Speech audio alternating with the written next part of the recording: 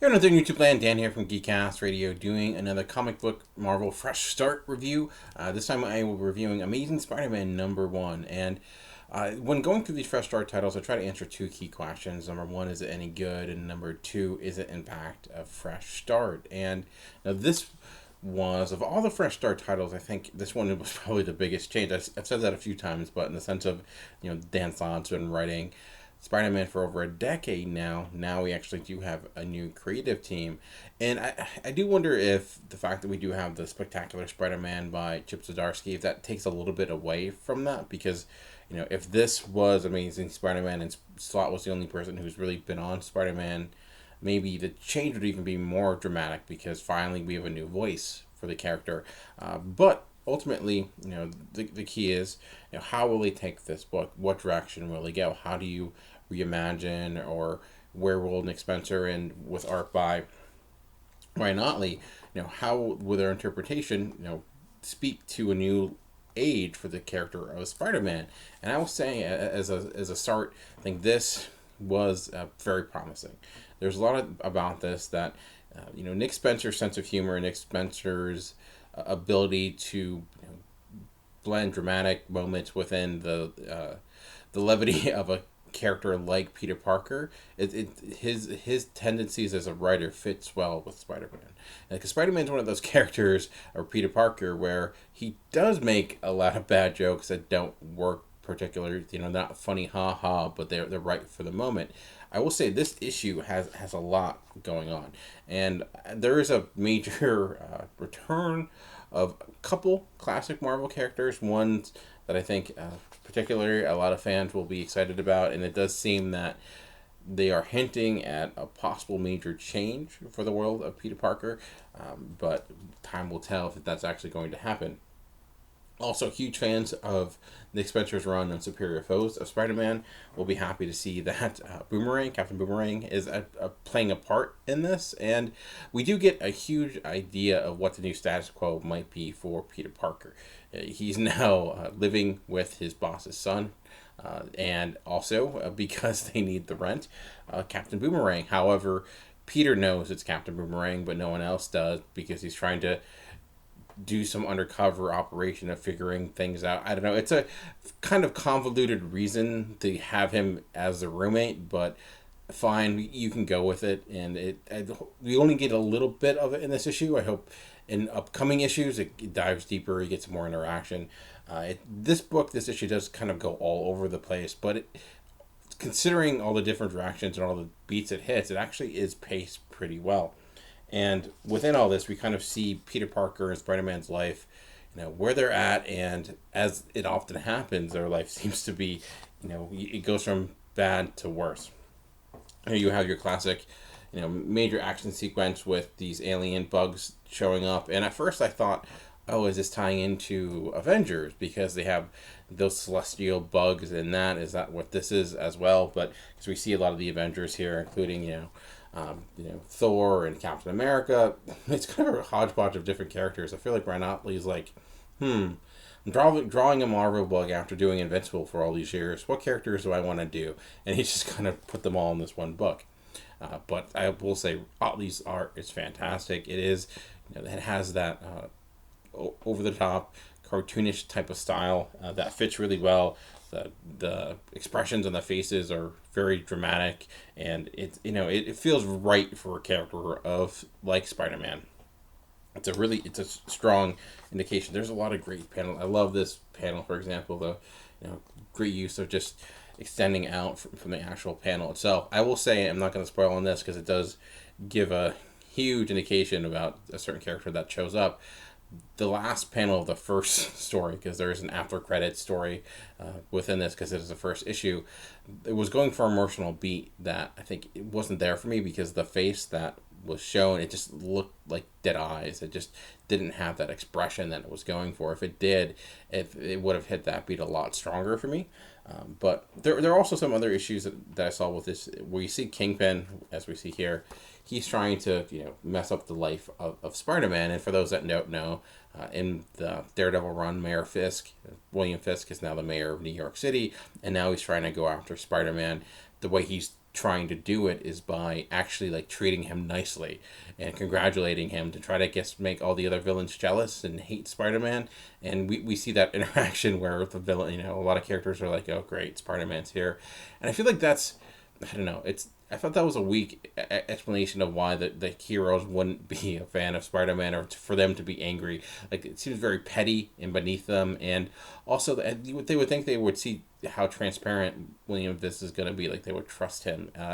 It just seemed like an odd reason for them to get mad at Spider-Man. There is not much out of it within this issue, just some this Daredevil giving him the cold shoulder, although that could just be Daredevil giving him the cold shoulder because that's what Daredevil does. But I do like the idea of Spider-Man being that character where no one really wants him to show up. He can be kind of annoying, and yeah, he does his job, but it's just like, so how they got there wasn't ideal, but I think it does lead to some good moments. I do like how a huge secret is revealed, or we get a major tie-in to an event that occurred based upon Dan Slott's run. And to go to the fresh start idea, is this a fresh start? I'd say very much so. Like, if you've not read a Spider-Man comic in a year, 5 years, 10 years, you pretty much have everything you need within this for the most part. Yes, there is a big piece that ties into Dan Slott's one, but it does a good job of just giving you enough exposition to understand what exactly is happening. It does kind of make you realize how weird comics can be. It's like, well, that wasn't really me. That was the situation that happened, but it fits within the story. It's like, it's one of those comic storylines, as you would expect in a comic. But overall, I love Spencer's voice for Peter Parker, as I indicated, and the surrounding characters as well. And that's one of the things I think that makes me much more interested in reading a book about Spider-Man than a lot of other Marvel heroes or heroes in general, where you have a character like Batman who is cold and distant and tends to, even though he has people around him, there's a lack of interaction. He tends to keep everything very internal, where Peter Parker in Spider-Man is very different than that. He's a very external. His emotions, he wears those on his sleeve, both happy, sad, emotional, and he does try to establish relationships with people. He's very much a people person naturally.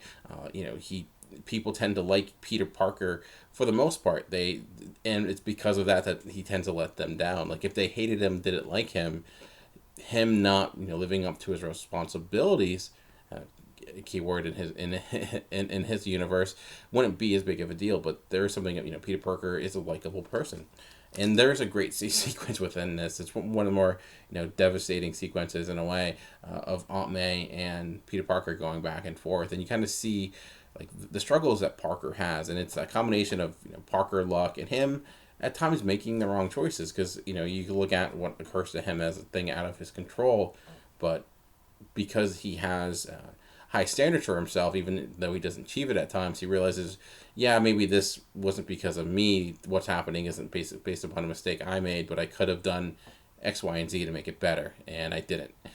So I think that showcases what makes him a hero, even though he doesn't really do the right thing at all times.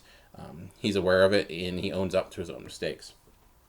Also, for those that love the Rogues Gallery, the classic characters or classic villains, one of my favorites that doesn't get enough screen time or page time in comics does show up, and it's rightly timed with the passing of Steve Ditko last week or 2 weeks ago. As this is going out, it's one of his creations that does appear. Well, most of his creations are the Spider-Man villains, so again, don't want to reveal it, but I was really happy when he showed up. I'm like, oh, and then that character has a great moment in the second story. With this being a Marvel #1, they do kind of pack it in with a lot of your first story, and then credits, page, and then here's another comic basically. So, but it wasn't perfect by any means. There are some things, like I mentioned, that I think could use some tightening. I think they took some shortcuts to get to where they wanted to be, but ultimately where they're headed, I'm really excited for. So the idea of a fresh start title with a new creative team should get you excited for what's to come, and that's exactly what this did for me. A lot of promising aspects to it. I think if you are a Spider-Man fan and you stepped away from the book, maybe just weren't digging what Slott was doing, or you got a little bit tired of his run, or whatever it may be, or you're just looking, to get back into Spider-Man, or if you love Slott's run, I think this is a good continuation of it. It certainly, I think, does that piece where it pays homage. It's not a drastic shift from one to the next.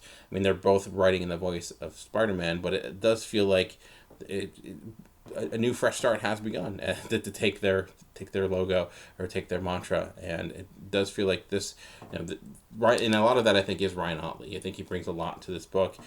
Good timing, I guess, with Invincible ending. Seeing him do a Marvel book, it's hope he stays with this.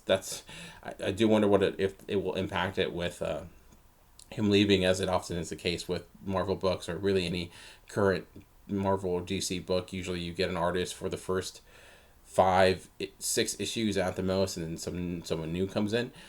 I will say with Slott's run, he did a really good job of, or at least he had consistently really good writers, from Steve McNiven to Mark Montine.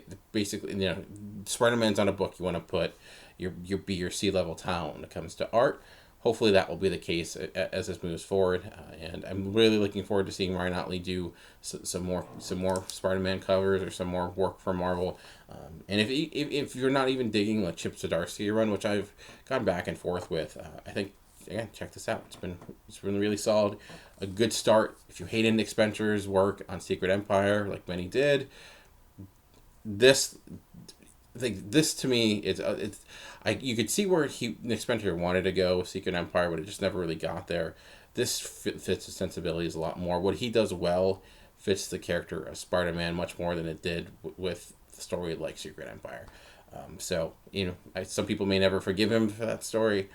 I don't think it was that big of a deal, but the guy can write good comics when given the right material, and that's what happened here.